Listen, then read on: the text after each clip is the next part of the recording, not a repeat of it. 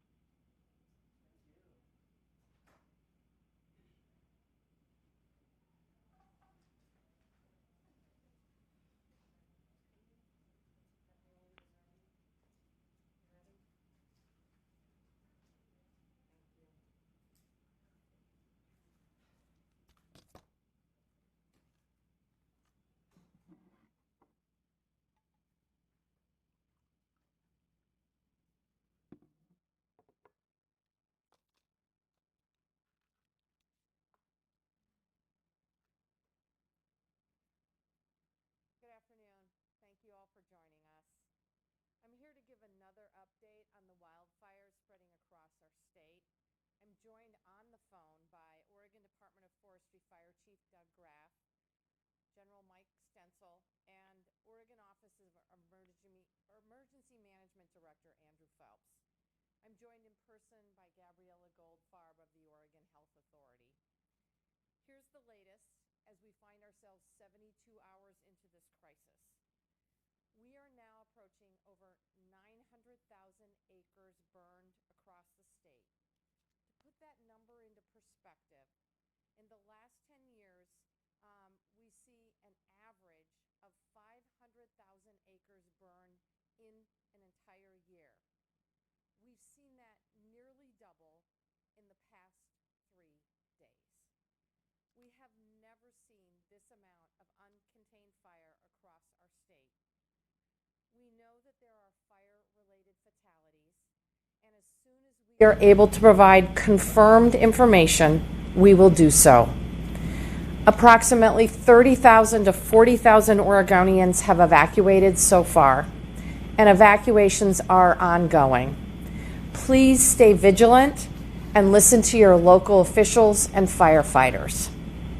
Please visit wildfire.oregon.gov or your local emergency management agency's website for the latest updates in your particular community. If you are advised to evacuate, please do so immediately. You may not get a second chance. We now have 10 incident management teams managing fires across Oregon. Firefighters continue to work around the clock, putting their lives on the line to save others. They're joined by National Guard members, Army Corps of Engineers, and Red Cross volunteers conducting life-saving evacuations, completing structural assessments, and providing food and shelter to those in need. Their efforts are nothing short of heroic. Today marks what we hope is the final day of the wind event that put us in this urgent fire situation. But unfortunately, the weather system is not yet giving us a reprieve. My teams are telling me that while wind dynamics are changing, we are now facing unstable air conditions that continue to make response efforts very, very difficult. These weather dynamics are creating unpredictable movement of the fires across the landscape. While our state reels from this horrific firestorm of dry weather, hot wind, and drought conditions, this will not be a one-time event. Unfortunately, it is the bellwether of the future. We are feeling the acute impacts of climate change. We are seeing its devastating impacts in Oregon, on the West Coast, and frankly, throughout the entire world. Today, you'll be hearing from Fire Chief Doug Graff with a fuller report, but in the next day, we hope to be able to transition from our focus on evacuations and saving lives to a focus on firefighting and containing the fires directly. I want you to know that we are doing everything we can to fight these fires. We have tapped our Oregon National Guard members and are looking for additional capacity from surrounding states. General Stencil will give a more detailed report on how National Guard are being deployed. 30 trained crews from the Department of Corrections are currently out in the field working with our firefighting teams. We've put out a national emergency request for additional help, and as of last night, had secured strike teams that will be coming in from Utah. We put a request into the U.S. Department of Defense for a battalion of active duty military who are trained in firefighting. In addition, a number of our firefighters are scheduled to return to classes at their universities and colleges. I've asked both our universities and our community colleges to work with students who are trained as firefighters so that they can continue to fight fires and not be penalized for missing school. Oregon's universities and community colleges, their faculty and staff are valuable partners in this effort, and I thank them for their flexibility. Yesterday afternoon, I began the process to set up the Governor's Disaster Cabinet, which will streamline state agency coordination and distribution of resources as we deal with the vast impacts of this disaster, from social services to health impacts to agriculture. This is extremely difficult for many, many Oregonians. Thousands of people loaded their cars with precious belongings, pets, and as much as they could possibly carry. They are sleeping away from their homes, in motels, on cots in shelters, or with family and friends. Folks are really scared and looking for information. Know that we are doing everything we can in our power to support you. We are with you. We will continue to help people stay safe and deal with the aftermath. We will get through this. With that, I'm going to turn it over to our Fire Chief, Doug Graff. Doug. Thank you, Governor Brown. Doug Graff, Chief of Fire Protection. I will be joined also by Mariana Temple from the Oregon State Fire Marshal. So we'll go back and forth relative to offering a briefing on current status. We will start where we're seeing the greatest fire activity today, and that is in the Riverside fire. This fire made a strong push to the northwest down Highway 211 yesterday. Held just before Estacada, but now we're seeing spots over Estacada and continues to push towards those communities. Mariana, is there anything you'd like to add on the Riverside fire? Yes, in addition to what Doug has indicated, we're also planning for the potential of the Beachy fire to the south and the Riverside to the north merging, which could cause explosive fire behavior. And based on the and it's a possibility, but we're preparing for what that would mean and ensuring that we have our responders where we need them to be and in a safe place. So throughout the day, we will be monitoring the situation, and we ask all Oregonians to continue to monitor evacuation levels. Mariana, I know this is Clackamas County. Does it include Marion County as well? Currently, there's no recommendation to reduce evacs in Clackamas or change the evacuation levels in Marion, but we will have responders in Silverton area monitoring the situation. Okay, thank you. Thank you, Mariana. So between Estacada and Staten, several miles across, we have Silverton, Molalla, all those communities. There's a fire front continues to push to the west, downslope, as it's been consistent for the past 72 hours.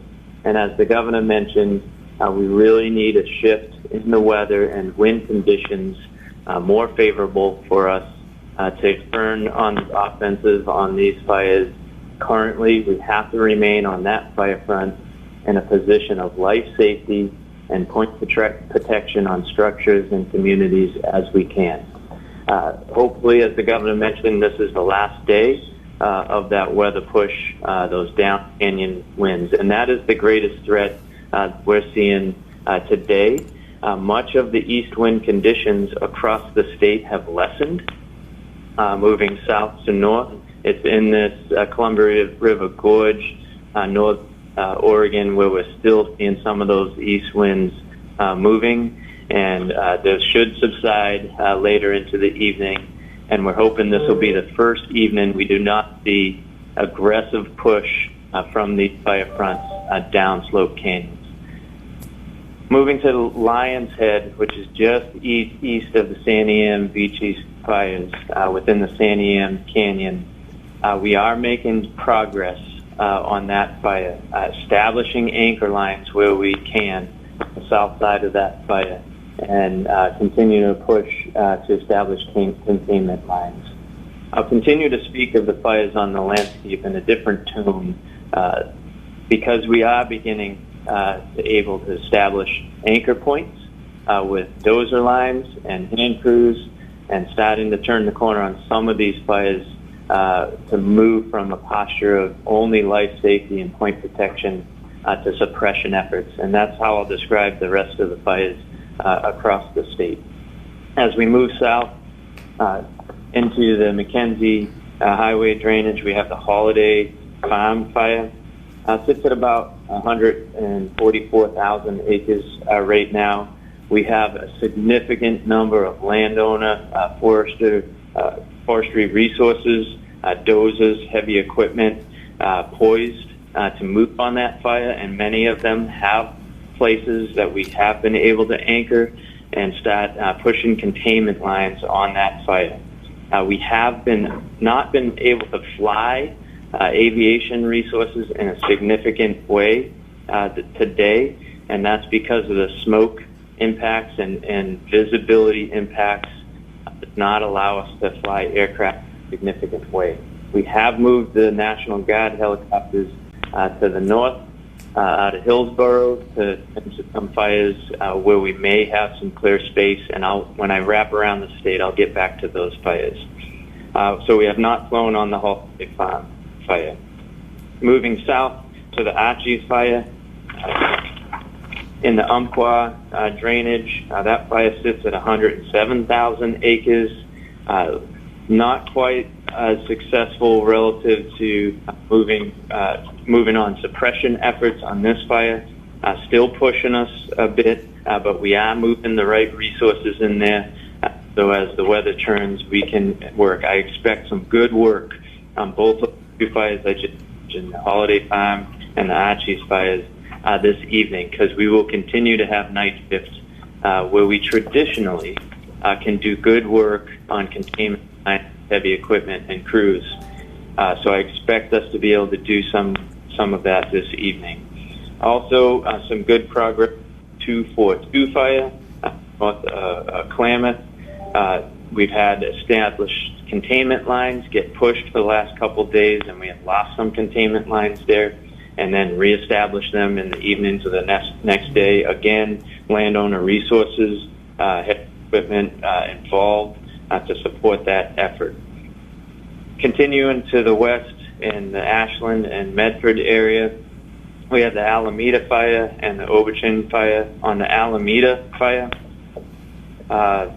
Oregon State Fire Marshal team has done an outstanding job to hold forward progress on that fire as of mid-morning, and I expect, given the conditions there, haven't had a brief for a few hours yet. I hope they've been able to hold that, and I'll turn to Maddie in a second to talk to these two. The Overton fire, 20,000 acres, same condition. We have an interagency team on that one, and I think we've been making some progress relative to some containment lines. Not huge numbers, folks. This is the first step towards containment that we've been able to make in 72 hours. So we might be pushing 5% containment, which means 5% of the open fire lines, we've got containment lines with hand crews or dozers. All the fires I mentioned, of all the fires I just mentioned down south, we've had a little bit of clean, clear, visible air this morning, so we did get some flights up, and when we can get aircraft in the air, they prove to be very helpful to hold lines for us to get hand crews and dozers in there to establish containment lines. So the Overton fire, we were able to fly just a bit. Continuing around the map, moving to the northwest on the coast, really good success on Echo Mountain, which is outside Tillamook, outside Lincoln City, where we had evacuations in that community. The lines held. Great work through the night. A lot of heavy equipment from forest landowners, again, holding those lines through the night, and they've held through to today. So no further impact relative to structural loss experienced on that fire through the day thus far. Unable to fly there, and I do apologize, Mariana, I missed you. Did you have anything to add to this point before I close with the fire for Southwest Portland. Mariana? Yeah, the only thing I would add is in Southwest Oregon, they're experiencing another fire, this later fire, which is another conflagration. And in that area, we are sending resources. We're coordinating with an incident management team from California, and we're continuing to monitor that situation. On the Alameda fire, the last reports were that there was some good work there done, to Doug's point, and the possibility of decreasing evacuations if they have not done so already. Please report. Thank you, Mariana. That's really important. The California fire that moved into our southwest border a couple days ago, the Slater fire, is actually the #1 fire in the nation. Northern California is the #1 region relative to able to deploy resources in terms of prioritization of limited resources. So that fire is of significance and pushed significantly into Oregon. Back to where I was in Lincoln City, strong support there in Eco Mountain Fire. Moving north to the Pike Fire, where we had the community of Bay City evacuated. Those lines held once again. Great work through the night, again through the day. So very proud of the work done. Again, local contractors, forest operating resources integrated with the local resources holding those lines. So this is the first day that I have been able to speak on some successes on these large fires. I'm really proud of the work that we've been able to do in this transition of waning on the strength of those east winds. I'll close here, Mariana, and could use some help, but I'll set the stage. Because of the smoke, we are always looking for where we have visibility on anywhere in the state to fly aviation resources and mobilize where we can. So midday, predictive services, we thought we might have a window of clear air in and around the Portland area, so we moved 2 of the National Guard Blackhawk helicopters up into Hillsborough to be able to be closer to the Riverside fire on the east side by Estacada, and then 2 fires, one north of Newburgh and one out of Hag Lake. Mariana, any comments on those 2 fires west of Portland? So the 2 fires west of Portland, we were in conflagration on Hag Lake, but due to the conditions on Riverside, we did move resources off that fire.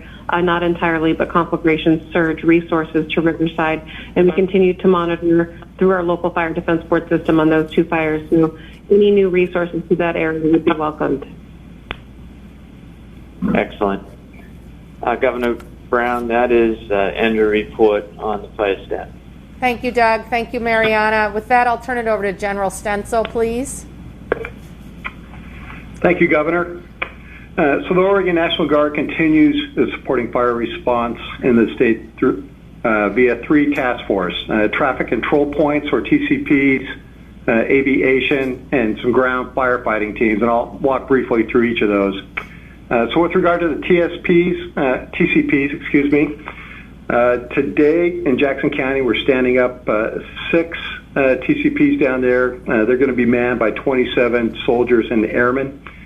Tomorrow we will be standing up 6 more TCPs in Lane County and 8 in Marion County with another 60 soldiers. In conversation with county commissioners yesterday, we think the need is going to grow for more TCPs. So in anticipation of more requests, we have another 200 guardsmen that have volunteered, and we're undergoing screening so that they can be placed at the request of Oregon State Police. With regard to aviation, we've added another 2 platforms for a total of 9 aircraft. We've got 1 additional H-60 Blackhawk that's being stood up in Salem to provide medevac support to the west side of the state.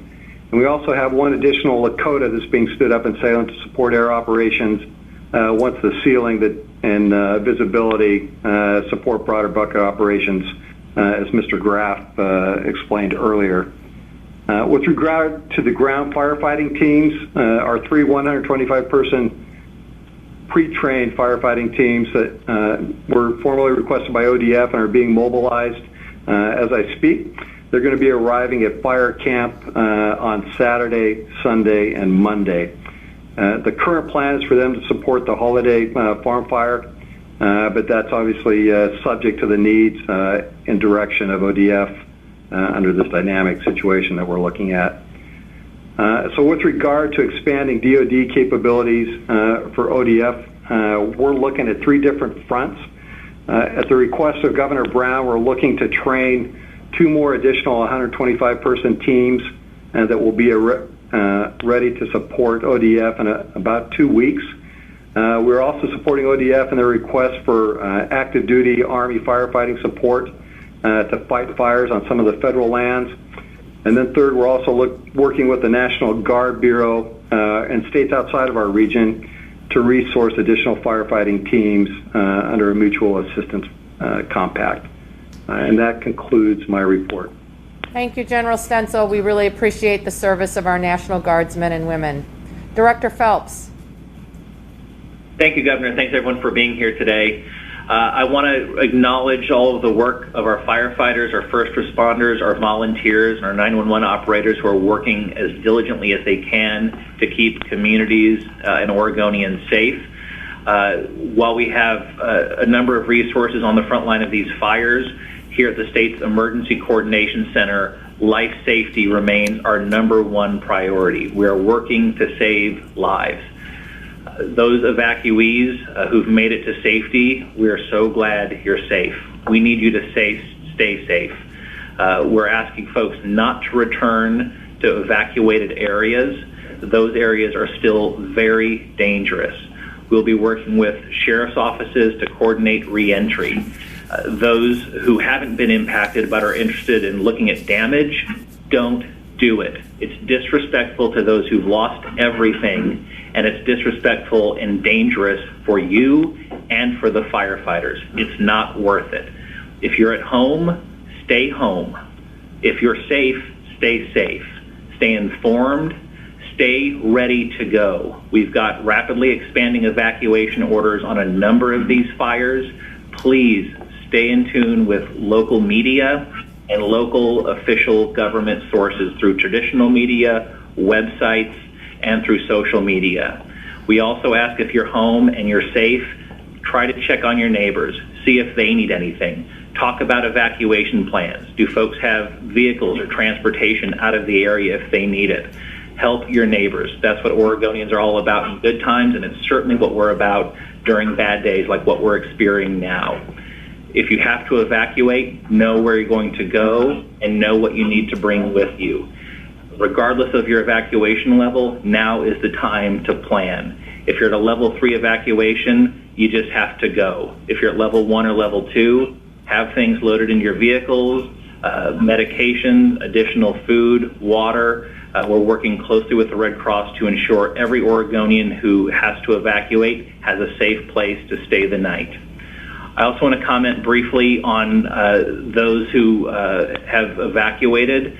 We're leveraging the Red Cross's Safe and Well registry. We're encouraging folks who've evacuated to register on that site to report themselves as safe and well. This will allow your friends and family to check on you that way, because we know a lot of folks, quite frankly, left without time to grab a cell phone or other technology to communicate. Leverage that system. We're also working on a statewide registry to report unaccounted for family members, people who may be missing during these wildfires. A couple of specific fires have set up fire-specific registries, and we're working to combine those to have that statewide picture. I'll close by mentioning resources. Resources across the board are spread thin. We heard Chief Graff and Deputy Fire Marshal Mariana Ruiz-Temple speak about the firefighting resource gaps. Well, we've got gaps in mass care, in communications, across the board. Everything that we need to respond, we need more. We're actively engaging with our partner states across the nation through the Emergency Management Assistance Compact. I want to acknowledge Utah for answering the call for help, but we're going to have more calls for resources from states within the West Coast and really, quite frankly, across the country.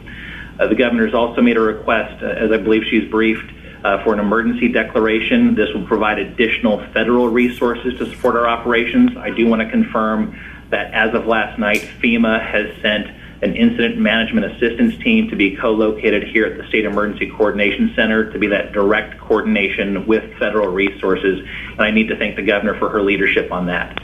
I also want to thank the Red Cross. They've made arrangements to surge additional national level resources to support mass care operations across the state. Folks, just to reiterate, stay out of evacuated areas. If you're home and you're safe, stay safe. Call 911 only in emergencies, and leverage resources like 211, the Red Cross websites, and other resource websites for fire information. Thank you. Thank you, Director Phelps. And before we go to questions, I just wanted to provide another update. I am being told that the evacuation zone in Clackamas County has expanded and now includes the city of Molalla. Please check with the Clackamas County Sheriff's website at www.clackamas.us/wildfires for full updated details. And with that, Nikki, I think we're ready for questions. Just as a reminder for speakers using the conference line, please say your name to help assist with ASL interpreters. And then a reminder for the press, please press 0 for questions. And if you're having trouble accessing the line, please email us your questions. With that, we'll begin with Cale Williams. Hi, thanks for taking my call. This question is for Fire Chief Graff. I was hoping you could go into a little more detail about what type of fire behavior could be expected if the Riverside and Beachy fires were to combine. Yes. Thank you for the question. Doug Graff here, Chief of Fire Protection, Oregon Department of Forestry. I might rephrase that. I fully expect those two fires to combine. Given the place that they're sitting, given the full day and evening, I think where those east winds will continue to be present in that region, those fires are going to connect from my perspective at this point. The fire behavior we are experiencing now is what we'll continue to see until those winds subside, those downslope winds subside. I think this fire will continue to push towards Molalla, so that evacuations there was absolutely critical. We really need these winds to stop in order for the forward spread of those fires to stop.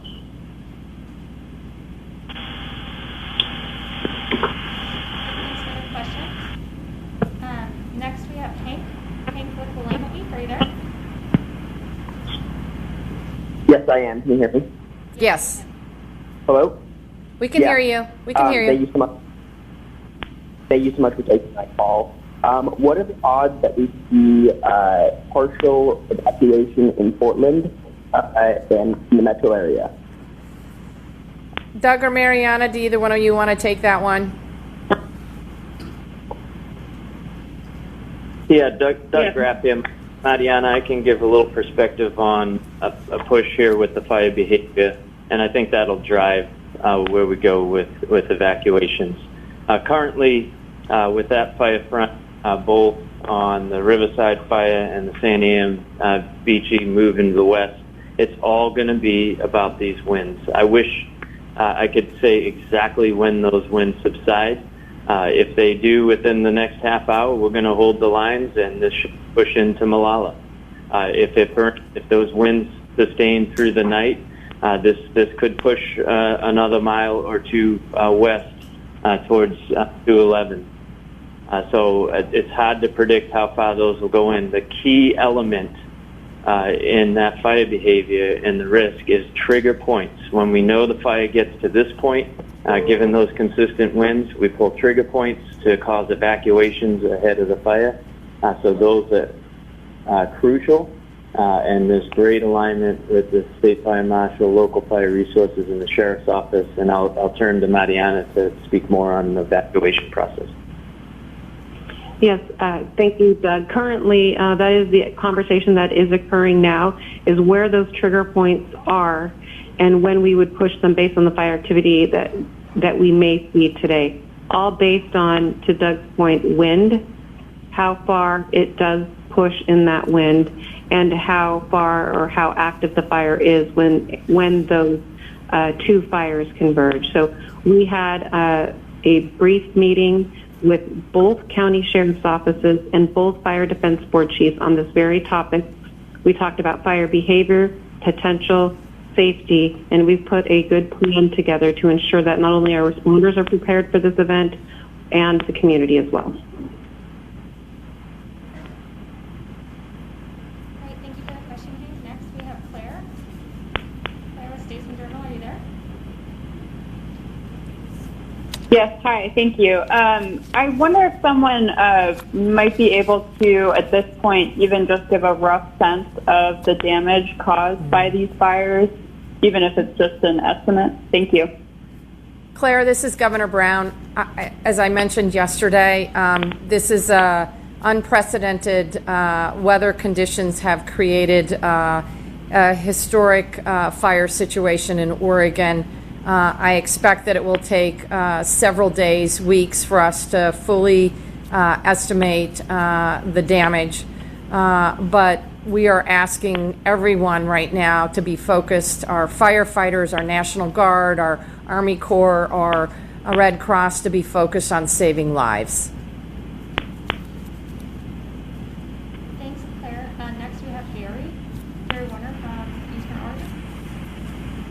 Oregon. Yeah, hi, it's Gary Warner from EO Media Group. A little bit sort of following up on Claire, we've had a report from, or a confirmation from the Marion Sheriff's Office that 2 people died up there. There's been one person who evidently died down in the Medford area. Are you getting any sort of sense of the scope of possible fatalities and casualties? Are we talking handfuls, dozens? Things are a little bit upbeat more today, like we're fighting back on this thing. Are we going to have some revelations in the next couple of days that could be pretty tough? Gary, this is Governor Brown again. I know that Oregonians are eager to get all of the information as quickly as possible. Right now, our firefighters are focused on saving lives, and we want them to stay focused on that incredibly important work. As we get more information regarding fatalities and structural damage, we'll certainly provide that information to the public as quickly as possible. I have to warn you, it's going to take time, and we have to do this thoughtfully and methodically. But our focus, our top priority right now is saving lives. Okay, along the same line, do you have some idea of what has caused some of these fires? There was an investigation on the one down in Medford. There was talk about down power lines. Do you have any more of a shape of what's causing the fires? Mariana, would you like to speak to that, please? Yeah, there are a few fires that are still currently under investigation. A few fires that have been out on the landscape for a couple weeks and was impacted as these fires grew due to the east winds. And then, there is speculation and conversation around the potential for additional acreage due to downed power lines due to that significant wind event. So I think where we're really at is after a fire, after we're able to do containment, is really working on those investigations to really determine what the outcomes are. And Gary, I'll just add, in the weeks and months to come, there's going to be ample opportunity for investigation. As I mentioned earlier, right now, our teams are focused on saving lives. Thanks, Gary. And for folks on the phone, if they have questions, please press 0 to enter the queue. If you're having trouble accessing the line, please email us your questions. We have 2 more folks in the queue. Next up is Keaton Thomas with K2. Keaton, are you there? I am here, thank you. This question is for Governor Brown, and that is, given the current financial state that the state of Oregon is in, is state able to afford to continue fighting these fires? How long can it keep it up? And does this change the outlook on how we can pay for firefighting efforts moving forward? I'll answer your last question first. As you know, I had convened a fire council over the last interim to really take a look at the methods that we have been using to fight fire and what we could do to prevent them. The council came forward with an extensive report. There was legislation drafted as a result of that report, obviously to both prevent and do the harvest and thinning that it would take. It will cost a lot of money to ensure that we have healthy landscapes. I am committed to moving that legislation forward, and it is my hope and expectation that there will be bipartisan support for this effort in the 21 legislative session. In terms of the financial needs of the Department of Forestry, I am confident that they will have the financial resources they need to do the critically important work at hand, which as a priority includes saving lives, saving structures, and hopefully in the next couple of days can focus as well on proactive firefighting. Great, thank you for that, Les. Next question we have Les Seitz. Les, are you there? Yes, I'm here. Governor, you said you requested additional help at the national level. What specifically did you request? Did you request a certain number of firefighters, aircraft? And then I have a question for Doug about what would you expect would be the earliest anyone could return to any of the evacuated areas? I assume we're talking about weeks. Thank you. So, Les, I think the requests have been a multiple level. We obviously asked for an emergency declaration. That came yesterday. We're still waiting for White House response. We have asked for Department of Defense, an active battalion that is trained in firefighting. And we are certainly asking other states for National Guard assistance. I'll let General Stencil fill in the details. But I'm also in regular contact with our federal delegation, and Oregon is not the only state facing these weather challenges. Obviously, Louisiana was faced with a hurricane a few weeks ago, and Iowa, for example, had the derecho, the horrific winds. There are a number of states that need assistance. I encourage them to work across the aisle to provide assistance to states like Oregon that are facing these catastrophic emergencies. Major Stencil, well, Governor, Sure. Governor, if I may, I guess I'll make the question more simple. How many more firefighters does Oregon need to battle these wildfires? I will turn that over to Doug Graff, and General Stencil can answer more details regarding the Guard. Doug? Chief Graff. Okay, Doug Graff here, the Chief of Fire Protection. Relative to how many more firefighters, we have 10 incident management teams now on Oregon's landscape managing these complex of fires. Generally speaking, we're in the 200 to 300 firefighters on each of these fires currently, plus several hundred running initial attack fires, new fires across the landscape. So we've been hovering in the range of 3,000 plus firefighters fully operational on the landscape. I think we need to come close to doubling the effort over the next couple weeks to get our arms around these fires. I think end of season events, which is the fall rains, typically come in October, mid-October. So we would hope for an early start to that event, but wanted to offer you some perspective relative to what we have in front of us and how much more capacity we think we need over that time.